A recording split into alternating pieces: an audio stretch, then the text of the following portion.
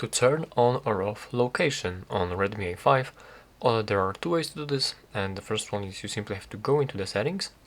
From here you will have to scroll all the way down, and right here you can find location.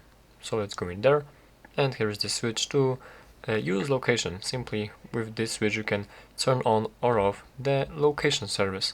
And this is the first method, and the second one is you simply have to go into the quick settings menu, and right here there isn't this location button by default, so you will have to add one. And here you have to press this icon, this pencil icon, to edit these quick settings, and from here hold and drag this location button. As you can see, it is available right here.